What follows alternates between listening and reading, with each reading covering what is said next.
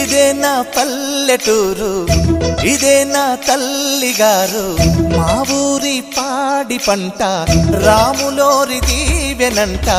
తల్లి గోదావరి నీళ్ళు కడిగ సీతమ్మ పాదాలు, ఊరంతా హాయ్ హాయ్ హాయ్, మనసంతా హాయ్ హాయ్ హాయ్.